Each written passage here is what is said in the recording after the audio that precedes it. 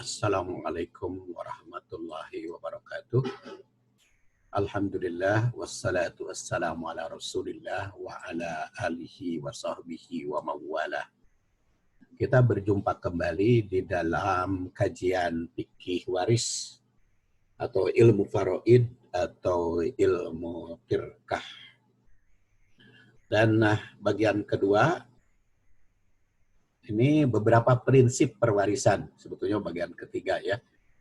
Karena bagian pertama arti atau pengertian ilmu faraid atau ilmu waris, bagian kedua pentingnya belajar hukum waris dan menerapkannya dalam kehidupan, dan bagian ketiga ini beberapa prinsip perwarisan atau prinsip-prinsip pelaksanaan hukum waris. Yang pertama, hak waris itu sesuai dengan kewajiban penerima. Jadi ketentuan hak waris dalam Islam itu disesuaikan dengan tanggung jawab. Oleh karena itu, siapapun tidak boleh merasa iri pada pihak yang lebih besar bagiannya. Dan itu disesuaikan dengan tanggung jawabnya. Jadi bukan persamaan hak di dalam perwarisan itu. Tapi hak disesuaikan dengan kewajiban. Sebetulnya prinsip keadilan kan begitu. Jadi ada istilah sekarang emansipasi persamaan hak. Tapi kalau kewajibannya tidak disamakan, maka haknya juga tidak akan sama. Jadi prinsip keadilan. Nah, maka hukum waris itu memberikan ketentuan. Jadi hak itu disesuaikan dengan tanggung jawab. Diriwayatkan an Mujahid, dari Mujahid, dia mengatakan qalat Ummu Salamah. Ummu Salamah itu istri Rasul yang dulunya punya suami Abu Salamah, karena Salamah itu kan anaknya ya, anak laki-laki namanya Salamah. Selain juga ada namanya Umar bin Abi Salamah. Nah, setelah wafat suaminya, habis masa iddah lalu dinikah oleh Rasul. Nama aslinya Hindun. Nah, Ummu Salamah itu berkata kepada Rasul, ya Rasulullah, yagzur rijal wala nagzu. Kaum pria itu yagzu, berperang, terjun ke medan perang. Walana ju, sedangkan kami perempuan tidak. Walana nisful miras, dan bagi kami warisnya itu setengah dari laki-laki. Jadi bukan hanya zaman sekarang pertanyaan tentang bedanya hak laki-laki dengan hak perempuan. Laki-laki diperintahkan untuk berperang, wanita tidak diperintahkan untuk berperang, walaupun sekarang banyak tentara wanita ya. Ada kawat, ada polwan. Tapi kalau polwan bukan berperang, keamanan. Kawat ya, wanita angkatan darat dan sebagainya. Nah, itu pertanyaan semacam itu sejak zaman istri Nabi. Kok bisa terjadi ya Rasulullah? Laki-laki itu beda dengan wanita kewajibannya. Kewajibannya laki-laki ada berperang, terjun ke masyarakat. Kalau perempuan kan tidak ada kewajiban secara khusus. Ngurus masyarakat, ngurus negara. Bukan kewajiban khusus. Dan walana nisful miras. Kami juga mempunyai hak waris itu setengah dari laki-laki. Maka turun firman Allah, wala tatamannau ma faddalallahu bihi ba'dakum ala ba'din.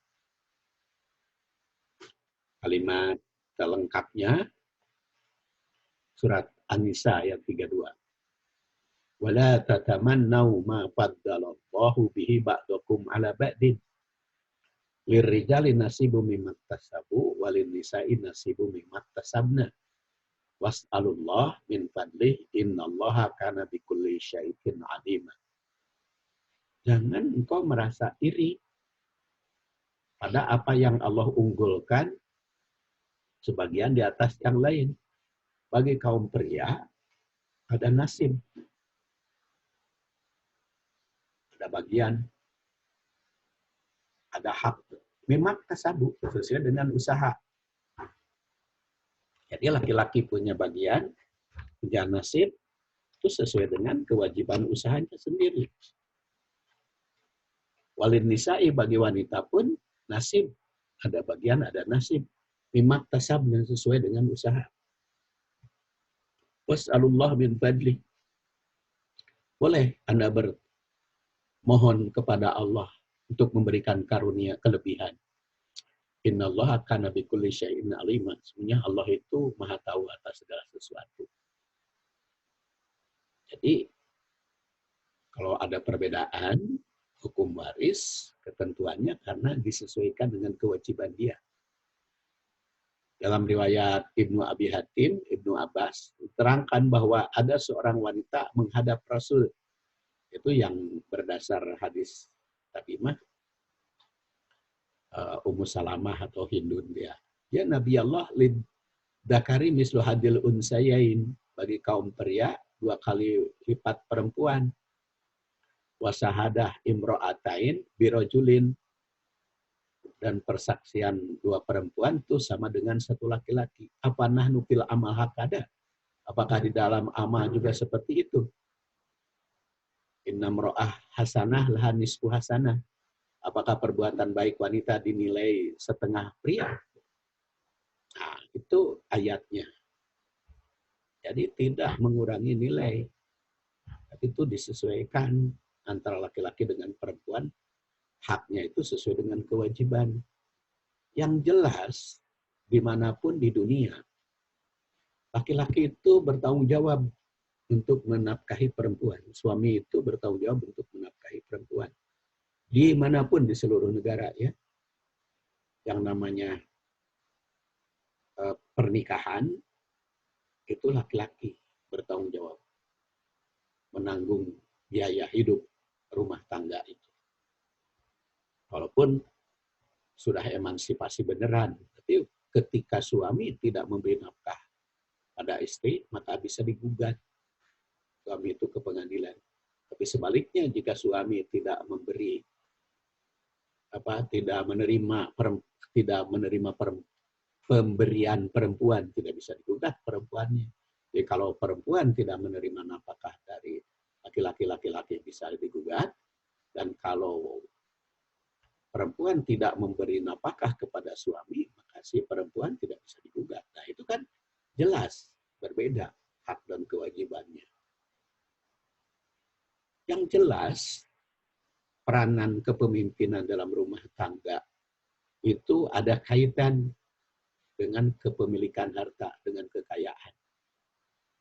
Coba dapat kita bayangkan bagaimana kalau laki-laki nyalindung kagelung, kata orang Sunda.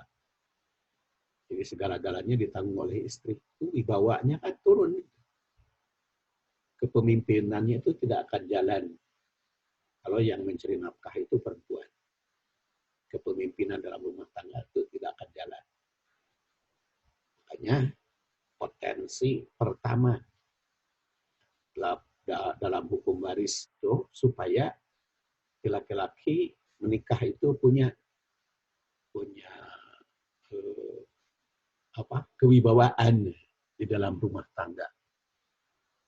Jangan sampai merasa terhina atau jangan sampai merasa di bawah di dalam kehidupannya. Oleh karena itu potensi dasar yang utama diunggulkan supaya punya kewibawaan di dalam rumah tangga mereka. Jadi oleh karena itu yang ingin sama maka menunjukkan ketidakadilan. Karena bagaimanapun urusan harta itu berkaitan dengan kewibawaan. Kemudian prinsip yang kedua, hubungan perwarisan itu lebih bertitik berat pada pertalian turunan. Nah, prinsip yang kedua. Jadi pertalian keluarga yang berdasar turunan. Ada istilah dalam bahasa Indonesia hubungan darah, tapi saya sengaja tidak menggunakan hubungan darah. Sebab itu jadi persoalan bagaimana kalau transfusi. Jadi makanya lebih cocok disebut hubungan nasab.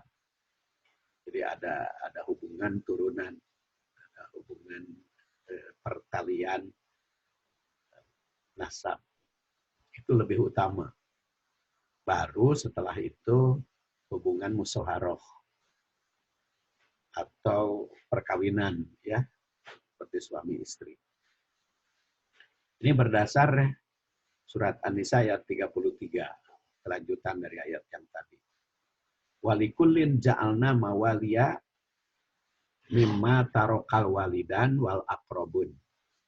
Waladina aqadat aimanukum fa'atuhum nasibahum. Innallaha kana ala kulli syai'in syahida. Bagi tiap-tiap harta peninggalan dari harta yang ditinggalkan ibu bapak dan kaum kerabat, itu kami jadikan pewaris-pewarisnya. Dan jika ada orang yang kamu telah bersumpah setia dengan mereka, maka berilah kepada mereka itu bagian. Sungguhnya Allah Subhanahu wa taala menyaksikan segala sesuatu. Jadi di sini ja'alna mawaliya. Itu yang ditinggalkan oleh orang tua, ayah, ibu, dan kaum kerabat. Ini kaitan dengan nasab. Kaitan dengan turunan. Waladina aqadat aimanukum, dan orang yang mengadakan perjanjian denganmu, berikan nasibahum bagiannya. Antara lain, aqadat aimanukum itu adalah akad nikah, dengan akad nikah. Ya, dengan akad nikah ya hanya suami istri, makanya yang mendapat waris hanya suami dan istri kalau hubungan perkawinan. Jadi ipar, anak tiri, ibu tiri, mertua, menantu nggak jadi ahli waris. Yang jadi ahli waris itu ya anak, orang tua, saudara. Itu prinsip yang kedua. Jadi lebih mengutamakan turunan. Makanya di dalam hukum waris itu ada ayah, ibu, saudara, anak, cucu. Kemudian kalau dengan perjanjian itu hanya suami istri. Sebagaimana digambarkan dalam tadi, jadi hukum waris itu lebih banyak dari jalur turunan. Ayah, ibu, anak, atau saudara. Pertalian pernikahan yang mendapat warisan hanya suami istri. Hal ini perhatikan juga dalam ketentuan Al-Quran. Surat An-Nisa ayat 11-12 dan An-Nisa ayat 176 yang nanti akan kita bahas secara khusus. Ketiga, ahli waris yang mendapat warisan itu lebih diutamakan yang paling dekat dengan almarhum. Jadi bukan paling dekat dengan orang hidup, tapi dengan almarhum, dengan yang meninggal. Ini prinsip yang ketiga. Diriwayatkan an Ibnu Abbas radhiyallahu anhuma anin Nabi sallallahu alaihi wasallam qala alhiqul faraidu bi ahliha fama baqiya fahuwa li aula rajulin dzakarin. Rasul bersabda, berikan faraid itu kepada ahlinya, kepada keluarga. Kalau masih ada sisa, maka yang berkaitan dengan turunan yang pertalian rojul, pertalian laki-laki. Jadi lebih hubungan perwarisan itu yang ada pertalian nasab karena jalur laki-laki. Oleh karena itu, jika seorang meninggal dunia dan meninggalkan istri, anak, ayah, dan ibu, maka yang lain itu tidak akan mendapat warisan. Jadi kalau almarhum meninggalkan istri, anak, ayah, dan ibu, maka selain dari 3 kelompok itu, istri, anak, dan ayah, ibu, tidak akan mendapat. Karena itu lebih utama. Jadi kalau tidak punya istri, ini tidak disalurkan. Kalau orang meninggal sudah tidak punya istri, tidak disalurkan kepada mertua, kepada anak tiri, enggak. Tapi itu kepada orang tua kandung, orang tua dia, dan anak kandung. Inilah sebabnya ilmu faro itu dikenal dengan hijab mahjub. Ada yang terhalang sehingga tidak mendapat waris. Dan penjelasan lebih lanjut, hijab mahjub akan kita bahas juga. Hanya secara garis besarnya, sebelum kita bahas lebih mendalam nanti, ada hijab mahjub dalam hukum waris itu. Dan hijab mahjub itu ada hijab hirman, ada hijab nukson. Kalau hijab hirman itu terhalangnya sehingga tidak mendapat bagian. Ya, contohnya kakek terhalang oleh ayah, nenek terhalang oleh ibu, cucu terhalang oleh anak laki-laki. Kalau hijab nukson menjadi berkurang. Hak ayah dan ibu menjadi berkurang apabila dia punya anak. Jadi, walaupun punya anak, ayah dan ibu mah tetap kebagian, tapi menjadi berkurang. Kalau tidak punya anak, baru orang tua semua. Kalau ada ayah dan ibu, dia tidak punya anak, maka langsung kepada ayah dan ibu. Makanya ayah dan ibu itu nuksan, menjadi berkurang gara-gara ada anak. Kemudian ahli waris yang tidak mahjub itu mesti mendapat bagian. Ini prinsip keempat. Ayah, ibu, anak, dan suami istri itu tidak pernah mahjub hirman. Yang ada mahjub nuksan, hanya berkurang. Jadi ayah, ibu, suami, istri, dan anak itu selalu akan mendapat bagian.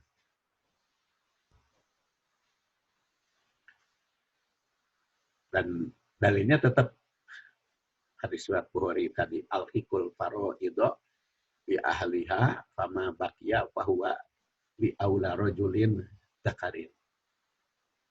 Jadi selama ada yang tadi ayah, ibu, anak, kemudian suami atau istri, maka yang lain terhalang. Itu prinsip yang keempat. Kemudian prinsip yang kelima, utang almarhum itu harus lebih dulu dibayar. Jadi sebelum membagi waris, harus bayar hutang dulu. Jangan hutang tidak terbayar gara-gara warisan dibagi. Dan itu berulang kali di dalam Al-Quran. Surat An-Nisa 11, 12, dan 11, 12. Mimba diwasiyatin yusi biha audain. An-Nisa ayat 11. Mimba diwasiyatin yusi nabiha audain ayat 12. Dan juga mimba diwasiyatin yuso biha audain. Setelah wasiat dan utang, wasiat dan utang itu disebut. Kemudian di dalam hadis riwayat Ahmad, Tirmidzi, dan Ibnu Majah, nafsul mu'min mu'allaqatun bidainihi hatta yuqda anhu. Jiwa mukmin itu terkait dengan utang sehingga dia bayar. Makanya harus dibayar utang. Bagaimana? Gara-gara bayar utang almarhum, hartanya habis, ya sudah. Berarti tidak ada pembagian waris. Karena utang harus lebih utama dibanding yang lain. Tidak menggugurkan utang, ya, membagi waris itu. Kemudian prinsip keenam, harta yang diwasiatkan itu merupakan bagian yang kedua. Jadi utang dulu diutamakan, kemudian baru wasiat. Nah, baru setelah wasiat bagi waris, tapi wasiat ada syarat-syaratnya. Jadi wasiat itu tidak boleh mengalahkan hak waris. Tidak boleh orang tua berwasiat supaya harta diserahkan semuanya kepada istri, nggak bisa. Atau istri kepada suami, atau harta itu kepada anak angkat, nggak bisa. Tidak bisa semua. Karena ada syarat-syarat. Bila wasiat itu diperuntukkan ahli waris, maka yang berlaku hukum waris. Kalau orang tua wasiat agar ahli waris laki-laki maupun perempuan disamakan, nggak boleh, nggak bisa. Karena mengubah hukum waris. Innallaha a'ta kulla dzi haqqin haqqahu wala wasiyata liwarisin. Allah telah menentukan hak masing-masing. Maka tidak ada wasiat bagi ahli waris. Itu hadis riwayat An-Nasa'i. Kemudian ahli waris yang mendapat bagian hanyalah yang seagama atau seiman. Jadi orang yang berbeda agama itu tidak mendapat warisan. Rasulullah SAW bersabda, la yarisul muslimul kafiro walal kafirul muslimah. Orang muslim itu tidak mewarisi orang kafir atau tidak memberikan waris kepada orang kafir. Dan orang kafir tidak memberikan waris kepada muslim. Jadi kalau ada salah satu anak beda agama, maka anak yang berbeda agama tidak mendapat warisan. Lalu bagaimana itu anak atau nasibnya? Nah itu mah dimusyawarahkan oleh sesama muslim. Mau diberi apa? Tapi kalau wasiat atau hibah tidak terhalang oleh urusan keagamaan. Tapi kalau pembagian waris itu terhalang oleh keagamaan. Nah, ini hadis ini diriwayatkan oleh Ahmad, Bukhari, dan Muslim. Kalau ada dalam buku saya itu dalam kurung seperti ini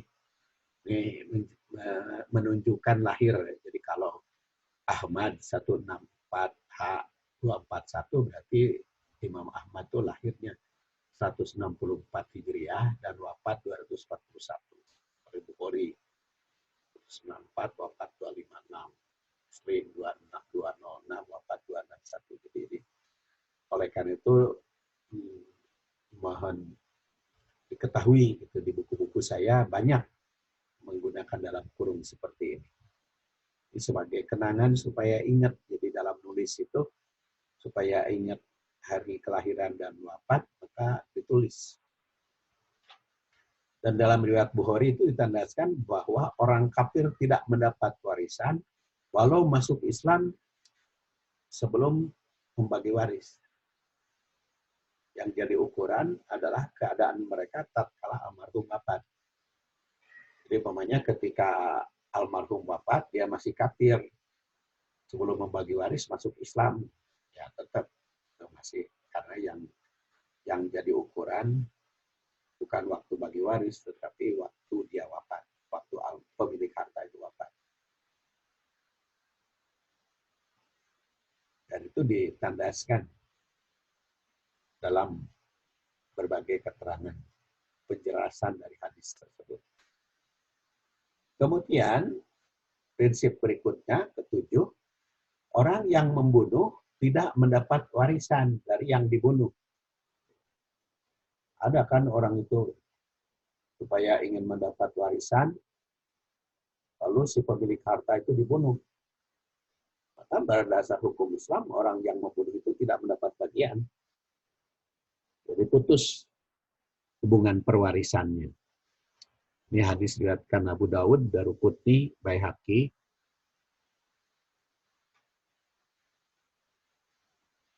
Jadi laisa lil qatil miras. Bagi yang membunuh itu tidak mendapat warisan atau tidak akan kebagian warisan. Karena putus hak warisnya. Nah, itu prinsip-prinsip penting yang akan dijadikan gambaran di dalam pembagian waris. Jadi ada 7 prinsip. Saya kira cukup. Kita bersambung nanti ke syarat, rukun, serta beberapa hal yang harus dipenuhi sebelum membagi waris. Kita akhiri, subhanakallahumma wa bihamdik, asyhadu an la ilaha illa anta, astaghfiruka wa atubu ilaik. Assalamualaikum warahmatullahi wabarakatuh.